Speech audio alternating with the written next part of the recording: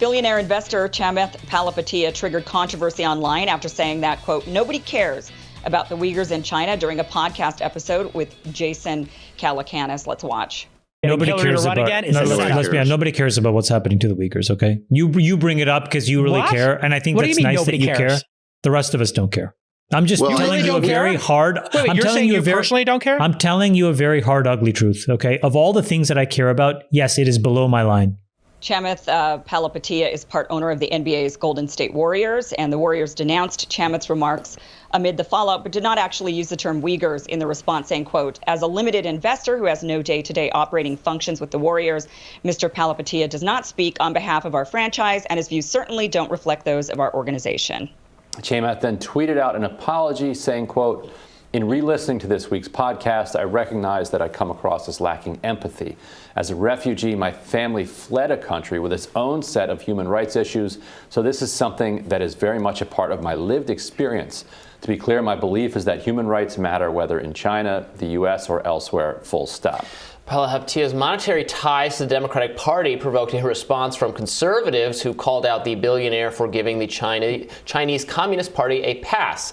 He's a big-time donor to the Democratic establishment and gave $250,000 to the Biden Victory Fund in 2020, $66,000 to the DNC, and donated a total of $750,000 to the Senate Majority PAC, a political action committee affiliated with Senate Majority Leader Chuck Schumer.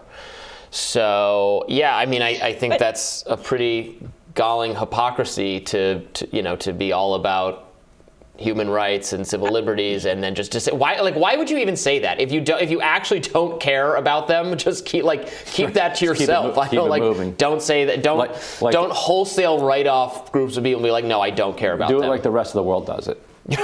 It's perfectly fine to say I'm not primarily motivated in working on their issues or something, because we can all specialize and do different things or whatever. But so that would be fine. He just handled it very badly. Yeah, it certainly came across as very heartless. Whether you agree or believe, what is going on in China and the Uyghurs or not, I think that it is sort of a heartless, sort of blunt way for him to just say nobody cares. And I think in a lot of ways, unfortunately, though, I do think he's right. I do think that there's just a lot of people who don't care about human rights abuses that are going on around the world, whether it be whatever they think is going on in Xinjiang. I know that I don't agree with the narrative that's going on. I don't believe that there is a genocide going on in China in the Xinjiang region. I think that that's a narrative that has been, I don't know, Fox News, CNN, CIA, everybody seems to be saying it, but I haven't yet to see any real hard evidence of this. I guess I could believe it because they're telling me this. But, but other than that, when it comes to even the Rohingyas or any other human rights abuse that is going on around the world, people here aren't thinking about what is going on around the world. They're not putting that into their bucket of this is what's most important to me. Right now, obviously, we're talking a lot about the Uyghurs. We're talking a lot about China because the U.S. is war posturing against China, trying to justify building up more of the security state, flexing its muscle. We're never going to go to war with China. I mean, that's just like a ridiculous notion. Even things going to happen. It's just not. But we're justifying ramping up continued military spending, flexing our muscles. It was only a few short years ago, if you Google it, that the United States was accusing China of potentially fueling terrorism, saying that they're supplying terrorists to al-Qaeda from the Uyghur Xinjiang region, because a lot of the Uyghurs were joining up with al-Qaeda and fighting in Syria and Iraq.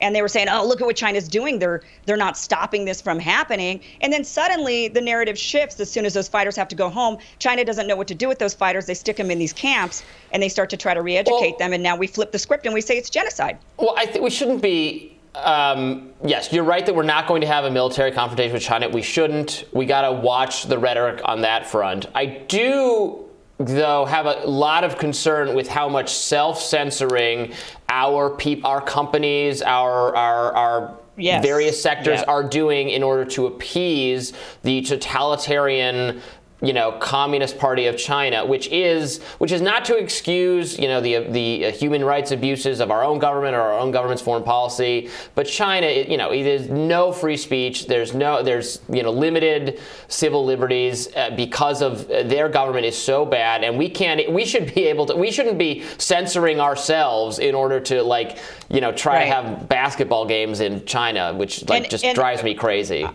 And I will say that is absolutely where I agree with you on this. I think that China is a problem, a really big problem, with how much they control our media, how much they control our entertainment, how much they control our businesses. I think they're a giant problem because they are ushering us into this hyper surveillance, lack of individuality, a lot of tracking and digital money. There's a lot of things that we're shifting towards that are very China-like that make me extremely uncomfortable. And none of these companies can really speak out against China. So, I'm not by any means excusing China and saying that they're this great country and there's no problem there. There are. They've definitely been suppressing and oppressing the Uyghurs for many, many years. That's why so many of them were radicalized. But I just don't buy into narratives of genocide when I haven't yet seen the actual evidence. I don't see the bodies. I don't see the refugees. I don't see the gory photos of people being mutilated or murdered. I need to see it in order for me to personally believe it. That's just my standard of evidence that I require. We did but what I don't like. No, go ahead.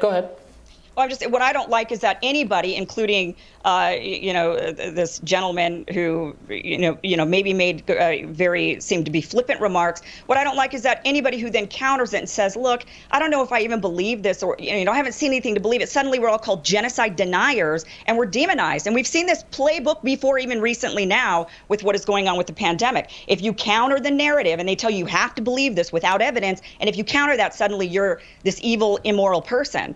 We did run, so at Reason Magazine, Reason.com, I encourage everyone to look at this. We had an interview with a Uyghur woman who, she was in the office, I met her, who had been incarcerated in these camps, and the experience she described to our reporter was just horrific. I haven't been there. I don't know what terminology I would use to describe the situation there.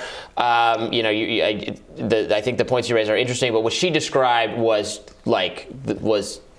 it's bad. You can't find strong enough bad language to describe what she went through. For being, she was not a terrorist. She was not a radical. She was a poor woman who happened to be born a Uyghur and was, she was tortured. Look, there's 12 million of them. There's 12 million of them. So there's not, they've incarcerated 1 million. You can't say that they're incarcerating all these Uyghurs just for being Uyghurs. There's 12 million of them. So, and we don't have those numbers. They're not incarcerating the vast majority of them. By 10% is they not might not be everybody. Incarcerating all. I'm just saying they are clearly treating some of them really badly, and that can be condemned on its own. I think we probably. I just don't think it's genocide. I think we probably agree here on more than we disagree here, in the sense that if you're not acknowledging that they've put 1 million people into these camps, but we don't want. I think people do get confused over the terminology of genocide because it brings to mind the Holocaust. And the Rohingya were victims of a lethal genocide. Tens of thousands, slaughtered and killed, whereas what people refer to when they talk about Xinjiang is a cultural genocide, a cleansing of the ethnicity of being Uyghur in an attempt to kind of pull it into the broader kind of homogenous Han culture in China. So it's not as if, that's why you're not going to find a lot of these like mass graves, but to take 1 million people and run them through, innocent people who had committed no crime other than either being Uyghur and being suspected of